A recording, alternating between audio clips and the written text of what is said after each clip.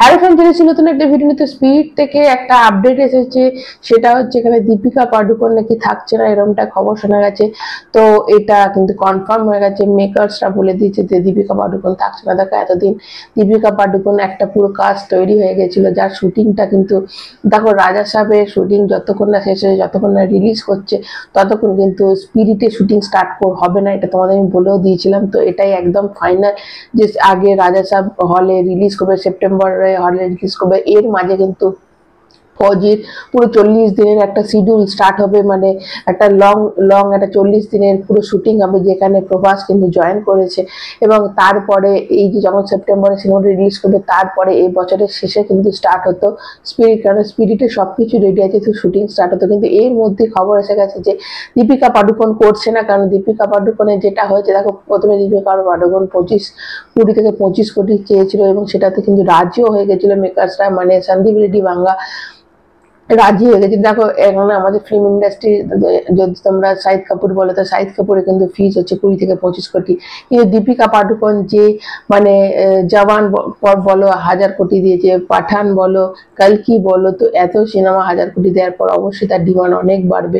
কিন্তু সেটা 20 থেকে 25 কোটি যখন বলেছিল, তারপরে কিন্তু সিনেমাটা সম্বন্ধে যত দীপিকা পাডুকোন জানছে যে সিনেমাটা স্পিরিট সিনেমাটা কেমন হতে চলেছে, কি মারাত্মক মাপে সিনেমাটা হতে চলেছে, তখন কিন্তু সে তার মানে তার চার্জ সেটা আরো বাড়িয়ে দিয়েছে। এবং তার সাথে এটা করেছে যে মানে লাভের অংশটা নেবে, মানে প্রফিট যেটা হবে তাতে কিছুটা ভাগ সে চেয়েছে। তো সেটাতেই কিন্তু নারাজ হয়ে গেছে সন্দীপ রেড্ডি বাংলা, কেননা প্রথমে একটা অ্যামাউন্ট চেয়েছিল, তারপর সেখান থেকে সে মানে ঘুরে গিয়ে আরো বেশি টাকার ডিমান্ড করেছে এবং প্রফিটের থেকে একটা ডিমান্ড করেছে। তো সেখানে কিন্তু সন্দীপ রেড্ডি বাংলা কোথাও একটা নারাজ হয়ে গেছে যে তার কিন্তু এই ডিমান্ডটাকে কোথাও তারা ফুলফিল করতে পারবে না বলে তাকে চেঞ্জ করাচ্ছে।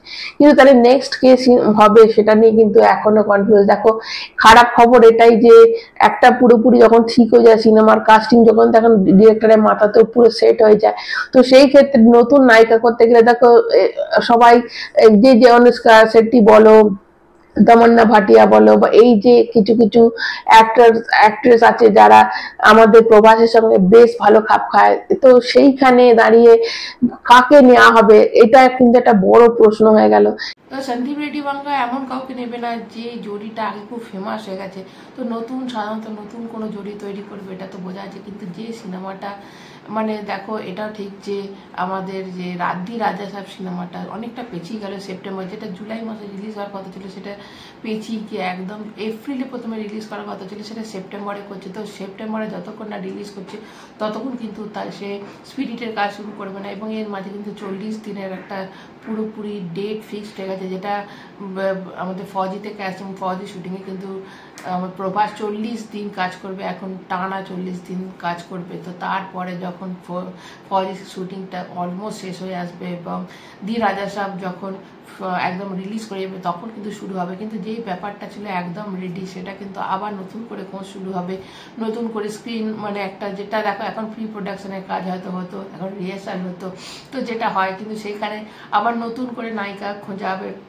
অবশ্যই দেখো যদি করিনা কাপুরকে অ্যাজ এ ভিলেন বাদ দিয়ে যদি নায়িকা করে নেওয়া হয়, দেখো এমনিতেই ওর একটু এজ হয়ে গেছে, কিন্তু মেকআপে সবকিছু সম্ভব হয়, কিন্তু করিনা কাপুরও এসব কাউকে নেওয়া হবে না, এটাই তো মনে হচ্ছে। নতুন কোনো আর্টিস্টকে নেওয়া হবে, নতুন কোনো নায়িকা যার সঙ্গে নতুন করে জড়ি বাঁধবে এবং সেটা হিট হবে অবশ্যই। তার মানে এটা থেকে যে সুইডিশ সিনেমাটা এতটাই বিশাল মাপের সিনেমা হচ্ছে, এখানে দীপিকা পাডুকোনও তার টাকা কিন্তু এমন বাড়িয়ে দিয়েছে, তো সেখান থেকেই বলছে যে সিনেমাটা কোন লেভেলের হতে চলেছে। তো তোমাদের মতে কোন নায়িকা হলে অবশ্যই স্পিরিটের কোন নায়িকা হতে চলেছে এবং প্রবাসের সাথে কোন নায়িকাকে মানাবে, অবশ্যই কমেন্টের মাধ্যমে আমাকে জানাতে ভুলবে না। ভালো লাগলে একটা লাইক দেবে, চ্যানেলটা সাবস্ক্রাইব করবে। সবাই ভালো থাকুন, আমার মতো টাটা।